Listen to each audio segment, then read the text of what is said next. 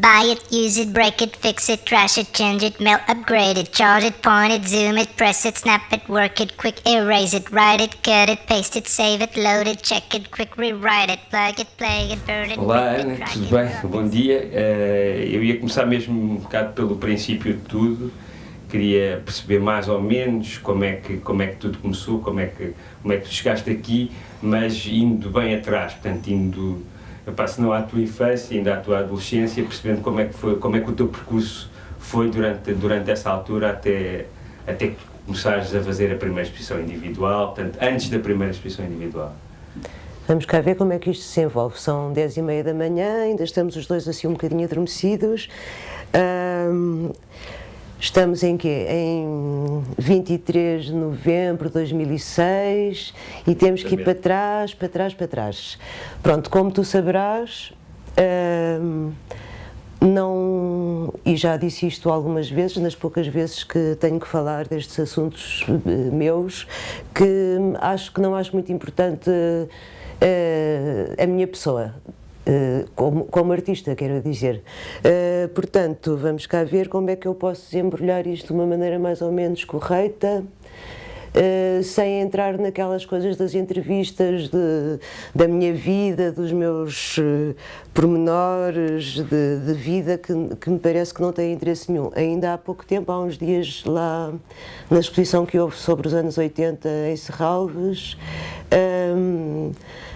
fui convidada e aceitei ir a uma mesa redonda para aqueles painéis onde o assunto era os anos 80 e as periferias.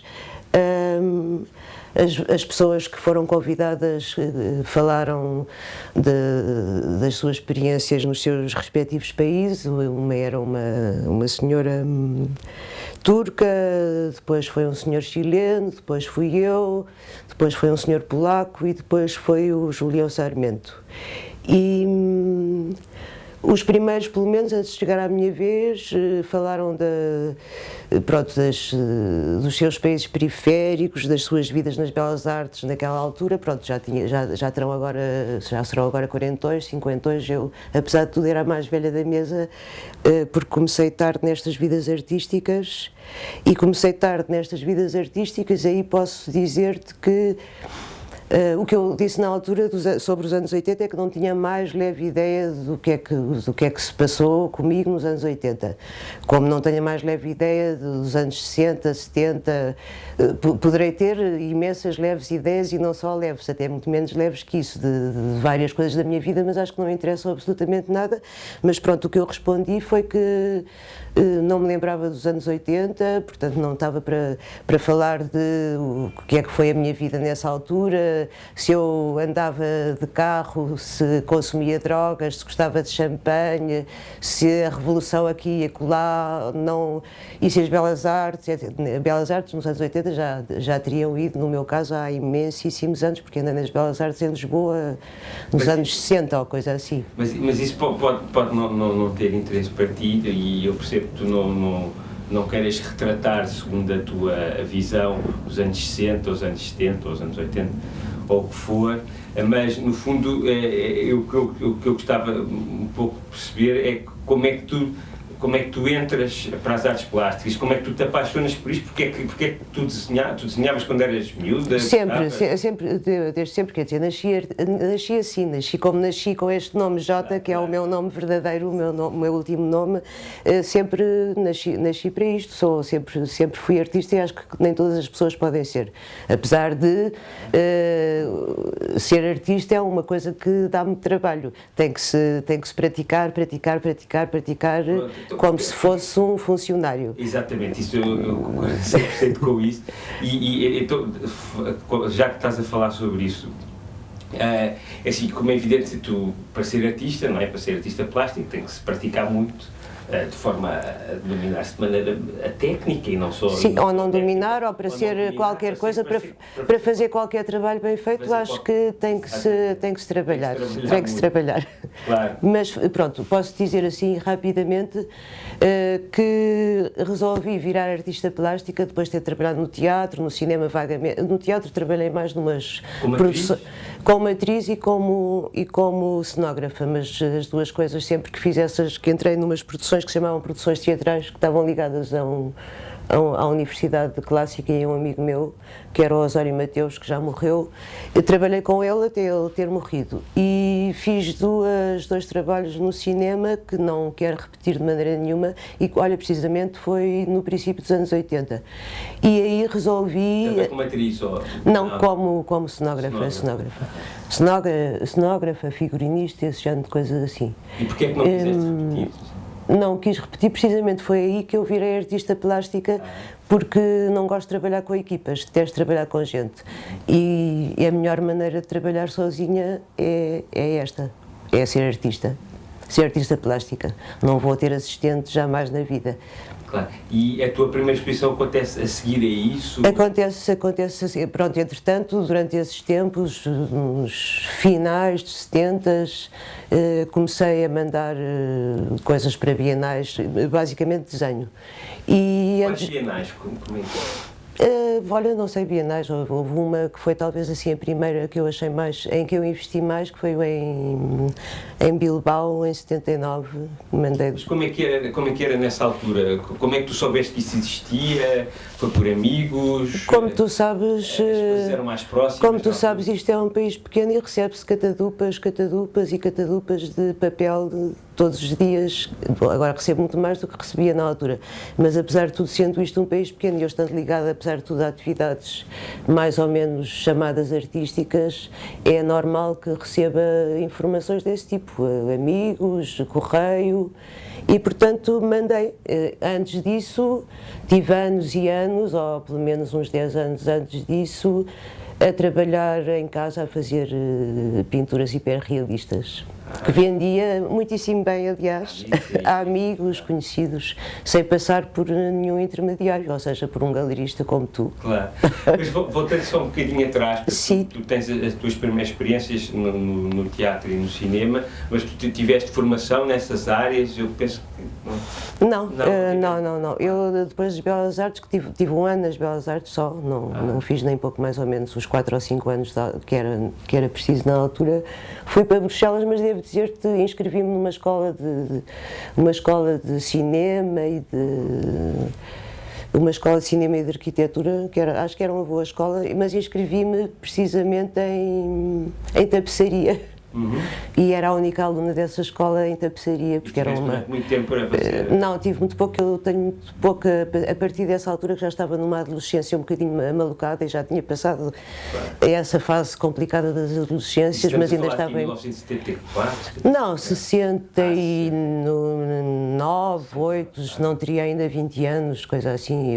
Eu saí daqui, saí de Lisboa, devia ter 17 ou coisa assim, depois desse primeiro ano de Belas Artes, e fui para essa escola onde estive metodicamente com um garfo, fazendo tapeçaria de hotelice, que é Bruxelas e a Bélgica tem muita tradição de tapeçaria, mas como vês, fui a uma escola absolutamente para a frentex, mas fiquei a fazer tapeçaria com um garfo durante alguns meses. Depois fartei-me e depois fiz outras atividades que não têm absolutamente nada a ver com... Mas essa questão da tapeçaria é engraçada. Tu não achas que há alguns trabalhos teus depois, que tu fazes muito mais tarde, fazes ao longo destes últimos 30 anos, que também têm um pouco esse processo da questão da tapeçaria? Não da tapeçaria, mas a minha maneira de funcionar, que é sempre um bocadinho ao lado, um bocadinho como dizia o Julião Sarmento outro dia no dito painel, que sempre me conheceu, mas que sempre tive com um pé dentro e um pé fora, que sou um bocadinho outsider, se tu quiseres. Uhum. Portanto, aquela atitude de ter ido para a tapeçaria não era só uma atitude, mas é uma coisa um bocadinho ao lado da coisa, ao lado do que se estava a passar. Para me dar algum sossego, aquela coisa que eu já disse algumas vezes e escrevi, que está no meu catálogo, várias cartas que eu escrevi ou pequenas notícias que me pediam para exposições, que Prefiro estar um bocadinho atrás para ver melhor o campo de batalha, um bocadinho como os cavaleiros nas batalhas antigas, para poder ver o que é que se passa. Se eu estiver fora ou um bocadinho fora, tenho uma visão muito mais certa do conjunto. E isso é uma coisa que tem a ver com as centricidades. Se tu querias estar fora do centro, o dito outsider, como dizia o Sarmento outro dia, tem a ver com uma coisa de me dá muito mais sossego estar com um pé fora e um pé dentro do que estar no centro. Tem muito mais a ver comigo isso. Ter ido para a tapeçaria tem a ver com isso. Dá muito mais poder por um lado, no meu caso, e poder para poder ver o que se passa melhor. Ter uma visão mais geral. Vou-te fazer só mais uma pergunta, prometo não voltar a esta questão. Não faz mal, paciência. Não voltar mais atrás. Se eu estou aqui é para isso. Na tua adolescência, infância, pré-adolescência, etc., tu sempre foste uma pessoa que se interessava, sei lá, por literatura, mesmo por artes plásticas. Tu nessa altura já tinhas conhecimento, sei lá, dos clássicos, vias coisas, porque para já há uma questão, Portugal nessa altura não, hoje em dia também não há coisas extraordinárias, mas há muito mais do que havia nessa altura. Portanto, o acesso que tu tinhas ao que estava a passar era muito reduzido, mas havia alguma forma de tu chegares a isso, ou nem por isso só veio mais tarde o ver essas coisas que estavam a passar pelo mundo fora? As coisas que estavam a passar pelo mundo fora. Sou filha única e sempre fui, como filha única, isolada. E, portanto, isso deu origem a eu ler imenso. Li a biblioteca todos os meus pais de alto a baixo, repetida até à exaustão, quando era muitíssimo pequena. Ou tinhas 12, 13 anos? Comecei cedíssimo a ler, porque era uma atividade muito boa para se fazer sozinha. Claro. E quanto a ter conhecimento do que se passava nas artes plásticas mais tarde, sim, claro, mas ainda hoje em dia é uma coisa que não me excita muitíssimo. Tenho uma ideia geral, há artistas que eu gosto imenso. Mas há artistas que te excitam imenso, não é? Há alguns, poucos, mas há, e estou mais ou menos a par do que se passa. Nessa altura, quando era pequena ou quando já estava a ir para os 12, 13, 14, 15 anos, tinha exatamente o mesmo conhecimento e o mesmo interesse e curiosidade que tinha pelos livros na biblioteca dos meus pais, que tinhas os clássicos, tinhas os italianos, tinhas os renascentistas, tinhas aqueles livros da biblioteca dos pais e sim, todos esses interessavam muitíssimo, porque era o que eu tinha à mão, na altura, e foram vistos e revistos da mesma maneira que via e revia dicionários e lia e relia e tornava a ler. E imagens, daquelas imagens que os pais têm de livros, não é propriamente, aqueles livros não era de coffee table, mas o equivalente a isso. Os Giottos, tudo o que há dessas alturas, que são os livros que os pais podem ter em casa, enfim, nos anos 50. Então tu desde muito nova percebeste se calhar querias ser artista? Sempre quis, sempre. E vias de certa maneira como é que ias concretizar isso? Não fazia a menor ideia. Não fazia. Cinema, olha, isto é uma coisa que eu também sempre fiz imenso. A minha mãe era uma verdadeira compulsiva pessoa de ir ao cinema e eu continuo a ser. Era em Lisboa, eu lembro-me nessa altura havia. Os filmes eram classificados, havia para adultos, para 8 anos, para menores, já não me lembro exatamente de classificação, se eram 3 classificações ou coisa assim, mas eu conseguia ir ao Cinema Império. Eu morava na Alameda Afonso Henriques, que é um sítio que eu verdadeiramente abomino, e ao Cinema Império, que agora deve ser uma coisa de Testemunhas de Jeová ou coisa assim, ia praticamente todos os dias, porque a minha mãe é uma compulsiva pessoa de cinema e eu própria continuo a ser.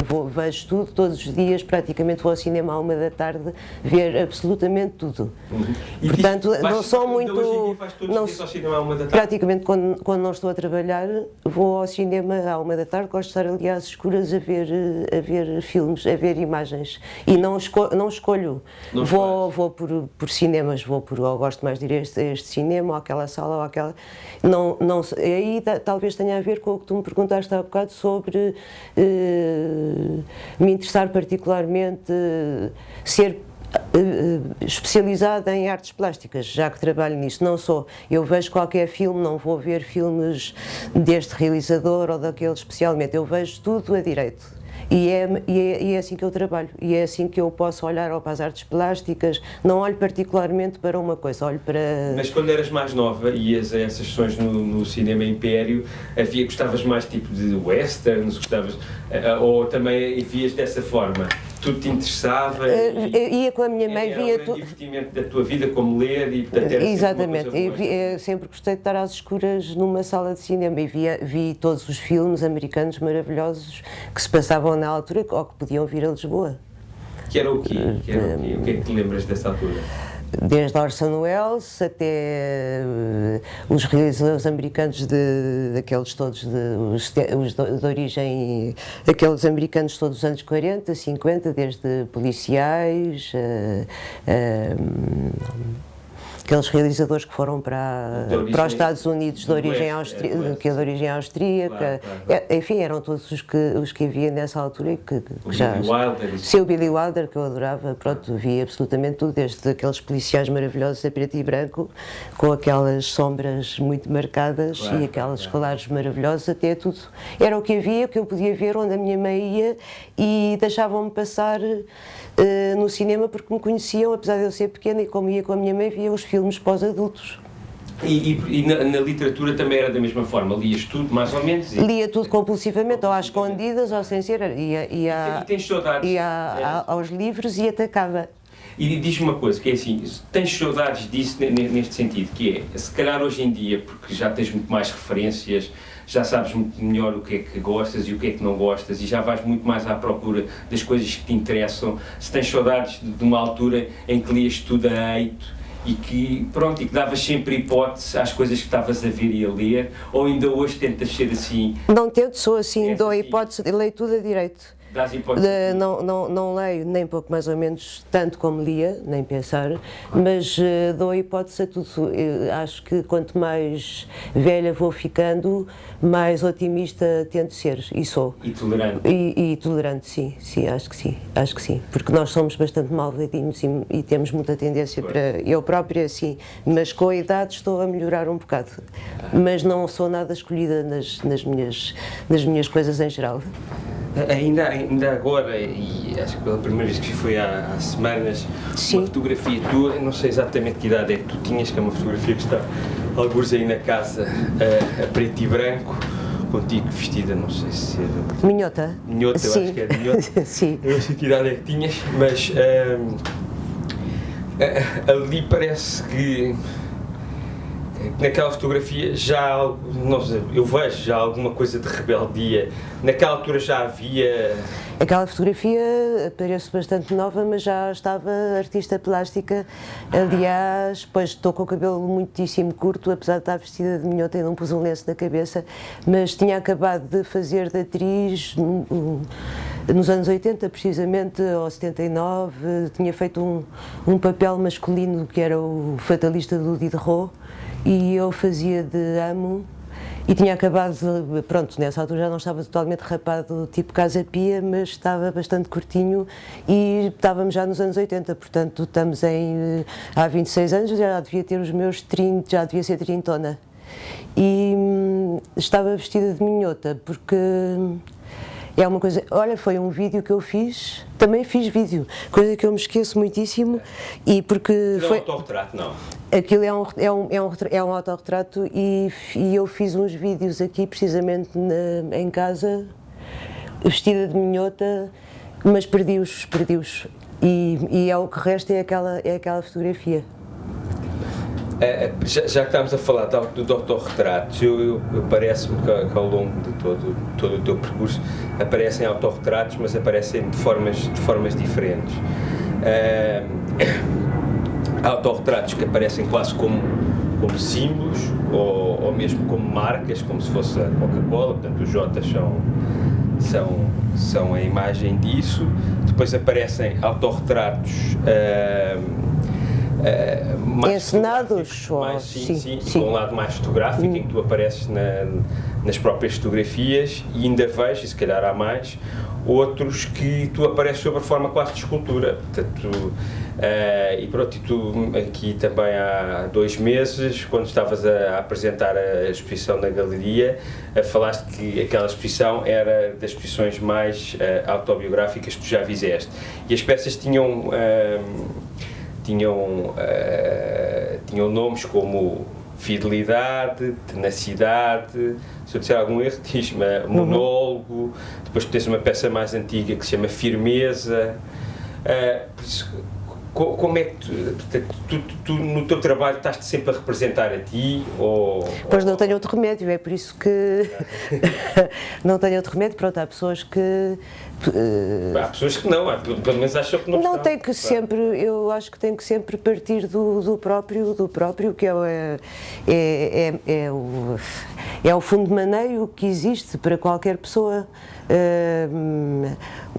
Nos casos possivelmente nota-se mais que noutros. Pronto, vamos levar assim a um exemplo de um limite quase a Helena Almeida trabalha com o seu corpo, o Gaetan trabalha com a sua imagem, há imensa gente que isso é mais óbvio, mas de qualquer maneira, seja quem for, mesmo que isso esteja aparentemente muito longe, eu acho que temos que trabalhar com o que temos, e o que temos mais próximo de nós somos nós próprios, independentemente lá daquela questão da autoria. Como tu sabes, não me interessa particularmente, é uma coisa uma espécie para mim de exercício de autoridade que não, mas parte de mim, só pode partir de mim, sou o meu fundo de maneio, é daí do que eu vejo, do que eu sinto, por onde eu passo, que eu posso transformar aquilo noutro objeto ou noutros objetos. Portanto, tu nunca acreditas que possa haver uma certa objetividade no artista a fazer as obras de arte? Há sempre objetividade, sempre, mas parte de uma coisa, parte de mim neste caso, mas tem que ser objetivo porque é um trabalho visual. E um trabalho visual só pode ser objetivo. Claro, mas por exemplo, tu se olhares para as esculturas que o Donald Judd ou sei lá, o Carlo André fizeram nos anos, deve ser princípios dos anos 60, tu achas que aquilo também são eles a retratarem-se de alguma forma? É o que passou pelo corpo deles, e quem diz o corpo deles diz tudo o que um corpo tem que ter.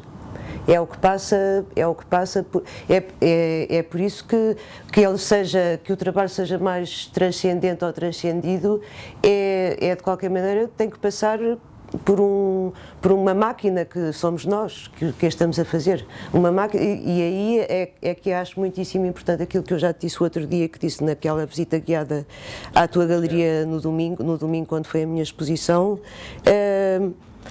que o autor não me interessa particularmente, que no fundo eu sou uma consequência do meu trabalho e não uma causa dele. Eu existir como Ana Jota aqui e agora, é uma consequência do meu trabalho e não o contrário. E de qualquer maneira, qualquer artista tem que ser é um intermediário, é um mediador, é um médium, é um feiticeiro, se tu quiseres, que tem que transcender, é por isso que é um criador, tem que transcender a sua própria pessoa. Seja de que maneira for, mas passa só pelo que temos. Então, mas já estás a falar disso, tu quando estás a trabalhar, quando estás no teu processo criativo, tu há coisas que eu sei que abandonas a meio, e que depois às vezes só lhes pegas 10 anos depois, ou às vezes nunca mais pegas. Qual é que é o teu critério a olhar? Não tenho nenhum critério. É uma coisa, como eu te disse, quando eu falo de passa por mim, eu sou o meu fundo de maneio, ou o meu corpo é a minha máquina que tem que estar mais ou menos afinada, depende. Mas um corpo implica imensas coisas. Tens abandono, porque o meu trabalho, apesar de tudo, é uma coisa muito pouco premeditada e muito pouco, possivelmente, muito pouco intelectual. É uma coisa muitíssimo inconsciente. Mas isso existe. Não, mas o que eu falo de critério é assim, qual é que é o teu... Não tenho critério mas- nenhum. não, mas É não- uma linha que eu sigo, não sei, às cegas, se tu quiseres. cegas, É quando tu me perguntaste há bocado, desde a minha infância, é exatamente, eu nasci assim e estou a seguir uma linha completamente às cegas que eu não sei qual é e qual é que vai ser, não faço a menor ideia, se eu soubesse, não fazia isto, já estava farta. Claro. Então, já que estamos a falar disto, falando de outra coisa que também tem a ver relativo com o teu processo criativo, que é, eu sinto que em algumas séries que tu fizeste, como Os Touros de Mary Foster, aquelas telas que tu fizeste também, com o Pedro Casqueiro, baseadas nos desenhos, acho que é do Stuart Carvalhais, não é? Parece haver nesses trabalhos uma grande rapidez na execução. Por isso, uma coisa que realmente o consciente quase desaparece. É uma coisa que já estava lá possivelmente há imenso tempo. Quando tu dizes que eu vou às vezes buscar umas coisas que estão lá em armazém, ou há umas coisas que têm que sair nessa altura e possivelmente estavam para lá a bobrar há anos e anos, ou há meses, ou não sei há quanto tempo, mas quando é rápido é porque é a altura delas saírem, mas não é de maneira nenhuma nunca consciente. Nunca tem que sair e o processo é rápido. Há outras alturas em que tenho que andar às voltas, abandono, ando às voltas, abandono, fico às vezes abandonado e não sei se vou pegar outra vez ou não. É porque não é a altura ainda daquilo sair. Pois, porque me parece que sempre que depois sai, o processo é de grande velocidade. É porque está na altura. Agora, eu dizer-te porque é que está, é porque... É como um parque. Pois, mais ou menos, o forno, aquilo já está na altura, já está quentinho e está bom para sair, mas não é nada de nunca premeditado. Mas, insistindo nisto, sim, tu parece que gostares da rapidez, não sei se me dás na execução, que parece mesmo, sei lá, parece que foi feito mesmo quase a esgalhar, falando de outra maneira. Pois, eu sou... Ou, por exemplo, tens aqueles desenhos que são da Fundação Luso-Americana, que são, eu acho que são remakes das coisas do Hooper, não é? As marinhas, aquelas duas marinhas grandes. Eu nunca me disseste, mas acho que já me disseram que tu fizeste aquilo de uma forma muito rápida. Fiz muito rápida e não assim fiz no chão, em cima de parquet, e aquilo é uma folha de papel de cenário, precisamente estava com certeza a trabalhar com papel de cenário nos cenários ou qualquer coisa assim, e foram feitos no chão porque era a superfície maior que eu podia encontrar, assim como o papel de cenário também tinha a dimensão que eu estava a pedir aquilo, não era eu, era aquilo é que estava a pedir essa medida, e foi muito rápido, foi rapidíssimo. Por isso, talvez quando tem que ser feito, apesar de, pronto, eu podia resolver estes assuntos da rapidez com fotografias ou com coisas que são processos mais rápidos, penso eu, não sei, é uma estupidez eu estar a dizer isto, porque de facto não trabalho nesses sistemas mais mecânicos, mas é como se eu na altura tivesse que funcionar tão rápida como uma máquina digital, porque aquilo tem que ser feito, mas como tu sabes, eu gosto de coisas manuais, faço o mais rápido que a minha mão ou que o meu corpo pode fazer para resolver aquilo que tem que ser feito como se fosse um instantâneo. Mas é exatamente isso. Então, a rapidez funciona um bocado como a mão esquerda funciona para o Gaetan, portanto ele tenta... Contrariar-me. Não, é não fazer bem, não dominar o que o Gaetan... Não é não dominar, mas é a coisa sair da forma mais espontânea possível e vir o menor... Não é exatamente... Bom, aí terias que perguntar ao Gaetan, mas... Ele começou a trabalhar com a esquerda porque estava a dominar, porque como não é canhoto, domina-se e ao fim de algum tempo, evidentemente, está-se viciado e estar viciado não é bom nas artes. Claro. Mas a rapidez no meu caso não tem a ver com não dominar e claro, não dominar é sempre bom e penso sempre que prefiro não dominar e prefiro fazer uma coisa, seja ela qual for, como se fosse a primeira vez. De uma maneira, se tu quiseres, muito apaixonada, como se fosse uma pessoa a apaixonar-se pela primeira vez. E sempre a primeira primeira vez e sempre a primeira vez. Mas as paixões também são rápidas. E essas coisas não se dominam, se dominam. Se dão para o torto, mas é preferível eu não dominar, eu acho que é uma coisa muito boa, seja no que for. Voltando um bocadinho agora a um lado mais histórico, tu começaste na entrevista por dizer que até abandonaste o teatro e o cinema porque gostas de trabalhar sozinha.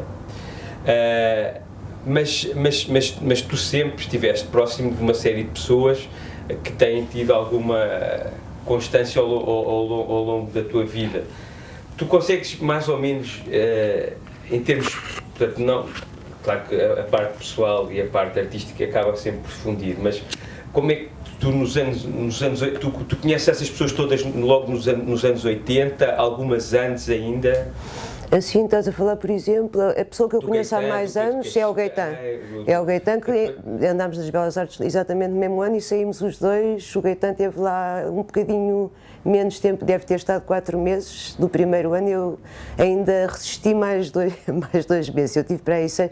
Mas pronto, o Gaetan é a pessoa que eu conheço em Lisboa talvez há mais tempo e que se mantém durante estes anos todos, as nossas ver-nos sempre, com mais períodos, menos períodos de afastamento, mas é uma coisa que continua a ser contínua. O Pedro Casqueiro, que também é muito constante, apareceu mais nos anos 80.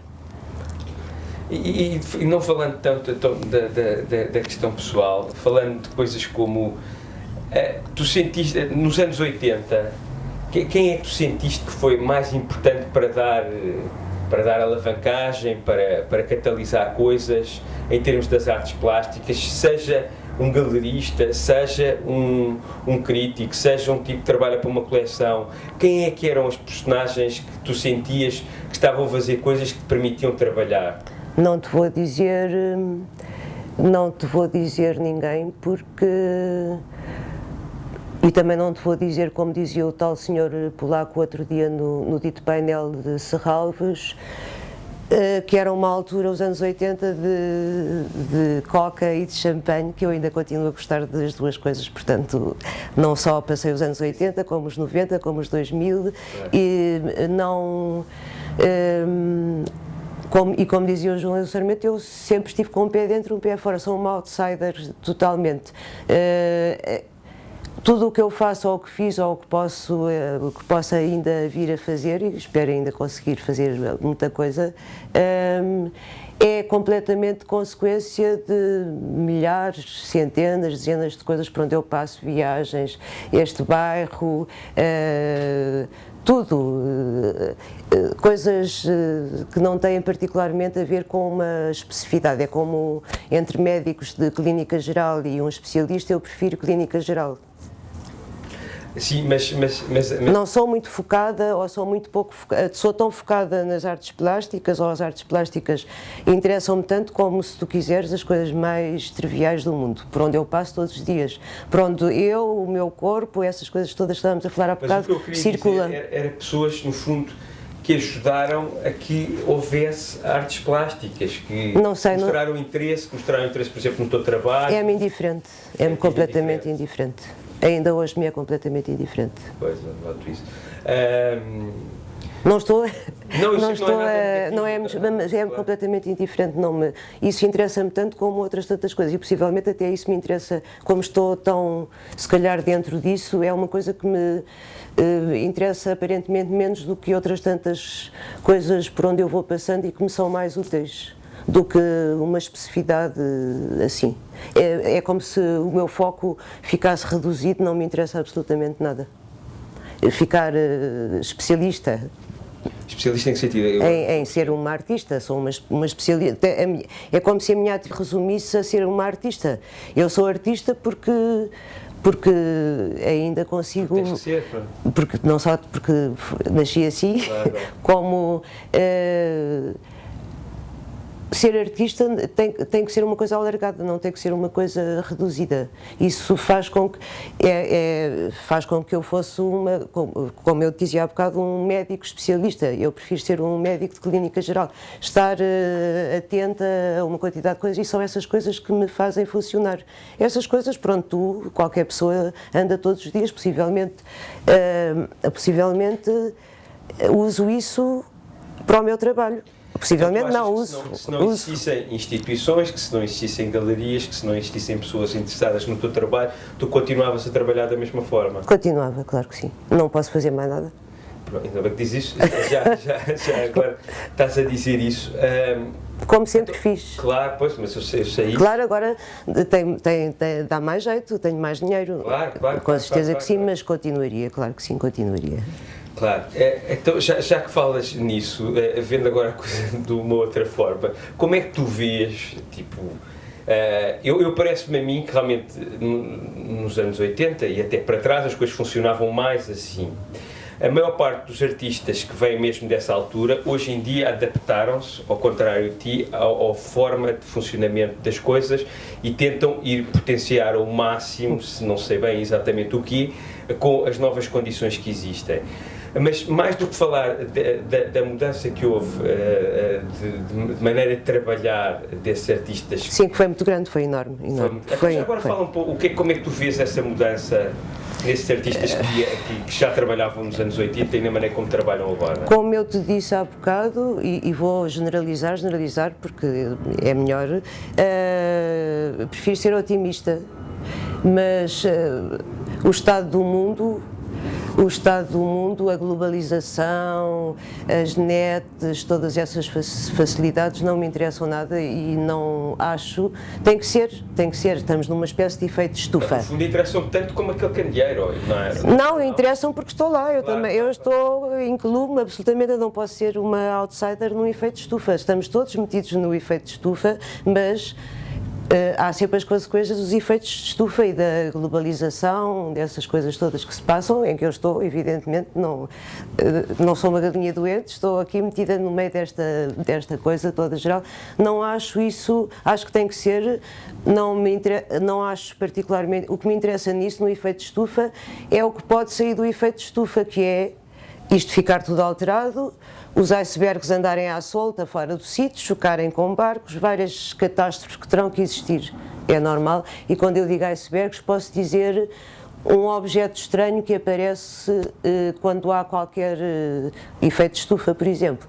E interessa-me muito e sou otimista em relação a isso, porque sou a favor dos icebergs, sou a favor de objetos estranhos que apareçam numa coisa, estranhos, isolados, que aparecem no meio de uma coisa que está global. Este mundo hoje em dia é uma espécie de história contada para as crianças. É uma espécie de... está demasiado visual, digo eu, que até sou artista plástica, demasiado visual, demasiado simplificado, demasiado reduzido. A globalização, a net, tudo isso que tem a maior das utilidades, reduziu o mundo em vez de o aumentar. A capacidade de imaginação? Tudo, está tudo absolutamente... É uma história aos quadradinhos, contada às crianças. É tudo visual, é tudo flashante no sentido de flash, de ser rápido e fácil, de fácil leitura, não tem interesse nenhum. Mas pronto, eu faço parte disso, claro. Então, continuando com o que temos estado a falar,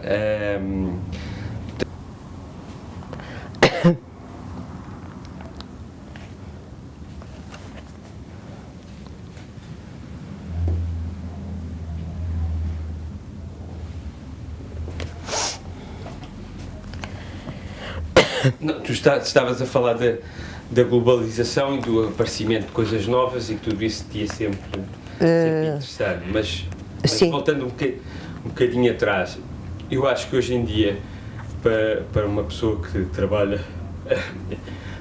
trabalha hoje como artista, é quase estranho ouvir o teu discurso, porque a dizer que começaste a ser artista porque tinhas que ser e que não tive outro remédio, sim. Irias sempre trabalhar independentemente de ter as pessoas que te comprassem o trabalho ou não, pessoas que olhassem para o trabalho ou não, pessoas que legitimassem o teu trabalho ou não.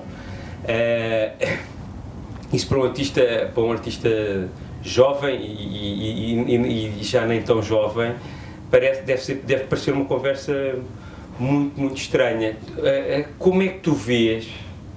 Tu achas que acaba por ser prejudicial para as pessoas terem que estar agarradas a curators, terem que estar agarradas a base de sustentação mesmo económica, que a independência que tu tiveste e que agora, pronto, no fundo é recompensada, mas 30 anos mais tarde, já com algum conforto económico, mas que a independência que tu tiveste é muito diferente da independência que as pessoas têm agora, que o trabalho pode ser pior por causa disso, ou que é só diferente? Não tenho nada contra isto, contra o estado do mundo. Estou metida no mesmo caldeirão, estamos todos, e é normal que as coisas tenham uma evolução, e a evolução neste momento é essa. Não te posso dizer que é pior ou que é melhor, ou não posso fazer nenhum juízo sobre esse assunto, apesar de não me interessar particularmente o estado do mundo, como te dizia há bocado.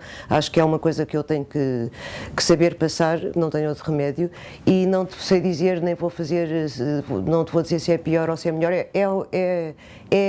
Aí é que é a causa-consequência. O estado do mundo está neste momento assim, e portanto é consequência de uma quantidade de anos para trás, e é normal que seja assim. Outra coisa não podia ser. Portanto, não te posso dizer se é bom, se é mau, cada um sabe de si, e como eu te digo, pronto, ao fim destes 30 anos, como tu dizes, ter mais dinheiro que dá imenso jeito, claro, mas e eu não poderia fazer outra coisa. Não, de maneira nenhuma, como um título de uma exposição que se chamava Haverá Vida Depois do Trabalho, ponto de interrogação, que foi, não posso, será e também que foi apanhada, será que há trabalho depois da vida? Isso não sei, viver já é bastante trabalhoso, isso olha, como se o fumar mata, mais que o fumar mata, viver mata, é óbvio, não é? É provérbio alentejano, ganhando comboio de Lisboa para o Porto, e eu sou a mesma, não estou parada, sou uma passageira. A paisagem é que muda, a paisagem do comboio é que muda, eu estou parada. E é exatamente o que se passa. Não, é engraçado falar contigo, porque parece que todo o teu percurso é sempre muito prosaico, muito pronto, pode até ter muitas encenações fora aqui de casa, mas depois aqui em casa é sempre igual. Eu sou só uma. Claro. Não há alteração nenhuma. Claro, sou a mesma, sou só uma passageira, e quando digo só uma passageira, como estar num comboio sentada e o que está a mexer é a paisagem, isso aplicava só ao que é que se passou nos anos 70, 80, 90, 30, por aí fora ou para trás. É a paisagem que muda, e a paisagem está a mudar continuamente, isso não se pode fazer nada a isso. E eu estou parada, sou a mesma, mas com uma paisagem que vai sempre mudando, e eu não sou estanque de maneira nenhuma às paisagens que mudam, eu passo por elas. Há duas perguntas que me vêm à cabeça na sequência disto que estamos a falar, que é, tu achas que, de certa maneira, os artistas hoje em dia, pela situação do mundo, têm menor capacidade de ruptura? Isto tem dois níveis, esta pergunta é, tem menor capacidade de ruptura porque estão amordaçados, esta palavra é um bocado horrível, mas estão amordaçados pelas instituições, pelas galerias, etc. Portanto, e por isso não podem transgredir ou fazer o que querem com tanta facilidade, por um lado, e depois a segunda questão que é a mesma, mas que está noutro nível, é, será que hoje em dia já não há sentido, a ruptura já não tem sentido, portanto as marginalidades já não têm sentido, já foi feito tudo, já se transgrediu tudo o que havia para transgredir? Neste momento, sim. Aliás, as marginalidades ou as periferias, tudo isso está totalmente integrado já há muito tempo. É, como dizia o Foucault, os criminosos dão jeito. Criminals come in handy, não sei como é que se pode traduzir, mas quem diz os criminosos diz as minorias, os feminismos, as periferias, as marginalidades estão totalmente integrados. Daí, por exemplo, aquela pergunta no dito Coisa de Serralves, sobre as periferias. Evidentemente, se estamos ali é porque não somos periféricos, é evidente que a democracia A democracia envolve absolutamente tudo, não há fuga desse ponto de vista, não há fuga possível, porque está tudo integrado. Ser feminista, ser contra isto, ser contra aquilo, ser marginal, ser seja o que for, está totalmente integrado no mesmo caldo que é a democracia. Portanto, não há fuga, dizer que há marginalidade ou que há... os criminosos dão jeito à democracia, tudo dá jeito à democracia, estamos todos na mesma panela. Pronto, olha, a panela no mesmo caldo, se tu quiseres, mas de qualquer maneira a colher que está a mexer o caldo é a mesma que me mexe a mim. Ninguém pode estar de fora. Agora, quanto a os artistas, ou seja, quem for, poderem sentir-se amordaçados pelos galeristas ou pelos exercícios de poder ou pelos poderes, só está amordaçado quem quer. Não vou dizer que os galeristas ao poder são os lobos maus, apesar de tudo, há sempre dentro deste caldo ou da panela ou da colher que a mexe, alguma liberdade possível. Não vamos dizer que estão amordaçados, só está amordaçado quem quiser estar amordaçado, não é um galerista que vai amordaçar, seja quem for, ou um poder. Então tu achas que daqui a 10 ou 20 anos o que se vai ver, do que realmente interessou, do que está a ser feito agora, vai ser muito diferente do que as pessoas estão a dizer que é interessante? Como eu digo, eu sou otimista e é óbvio que há sempre coisas que escapam, há sempre coisas que escapam mesmo, que esteja tudo muito bem integrado e na panela, o caldo, o global, é o que eu estava a falar há bocado dos icebergs, há sempre objetos estranhos que aparecem no efeito de estufa, é evidente, isso dará sempre uma coisa, dá sempre um efeito. Uma consequência disso, e há pessoas soltas que andam para aí dentro do caldo a mexer-se de uma maneira que pode ser interessante daqui a uns anos e que já é interessante. Já agora, com uma pergunta um bocado risível, tu no princípio dos anos 80 sentiste um iceberg? Sempre me senti, desde que nasci, sempre me senti isolada e objeto estranho. Tento e faço tudo por isso. Não há nada que funcione melhor que o trabalho. Para funcionar, para se ter poderes. Trabalho mesmo, fiel e tenaz. Depois de teres feito tantas coisas, eu sinto que, pelo menos nos últimos, desde há 6 anos para cá, há uma vitalidade em ti, no teu trabalho, que eu até vejo em muito poucos artistas, sendo jovens, sendo de média idade, sendo velho. Qual é que é o segredo dessa vitalidade? Então, estou um bocado idiota, mas não, olha, dir-se-ia cagari. Cagari. Não preocupar, focar só, trabalhar e não ter preocupações exteriores e não ligar ao resto. Focar no trabalho e, portanto, quando eu digo cagar foi sempre assim. Há coisas que são mais fortes que tudo o resto, no meu caso. E o que tu sentes-te com vontade de fazer nada e de fazer tudo, não sentes urgência em fazer nada? Não tenho urgência nenhuma, vou para o mesmo sítio para onde nós todos iremos, ou seja, para o UF do cemitério, mas isso sempre esteve muito presente em mim desde pequena também. Sempre te preocupou? Sempre, não me preocupou, é assim, olha, viver mata, para lá iremos, portanto isso faz com que eu tenho, apesar de tudo, alguma desplicência em relação à vida em geral, à minha vida. Uma desplicência, à vontade. Porque vamos lá todos parar ao mesmo sítio, o que quer-se. Nada é grave. A única coisa que eu posso fazer é fazer um trabalho decente. Já que, enquanto aqui estou. Não, tenho a obrigação, se quiseres, é muito moralista, mas acho que, senão, o que é que eu estou aqui a fazer, já que me puseram aqui? Mas, e para ti, o que é que é fazer um trabalho decente? É trabalhar bem. É trabalhar bem sem patota, não desistir, não facilitar. É trabalhar, estar ali naquela marretice, se tu quiseres. Para melhorar. Melhorar para nada, mas é uma coisa, se tu quiseres, moralista, porque gosto de que alguma coisa faça sentido, já que já que esta ideia geral ou esta coisa geral que vamos todos parar ao mesmo sítio, ou seja, a morte, que parece ser uma realidade, uma abstração estranha, já agora que haja um sentido nisto tudo, neste caminho que se tem que fazer, seja ele médio, curto, Mas comprido. Tu nunca questionas a morte, não? Não posso questionar, não posso questionar, mas é uma coisa que faz, é quase como a cenoura à frente do burro. Põe-se a cenoura e o burro anda. A morte é a cenoura. Sim. E, portanto, isso é uma das razões que acho que, para mim, pelo menos, faz-me sentido eu continuar até ao fim. Pois, sem mais. Sem mais? Sem mais.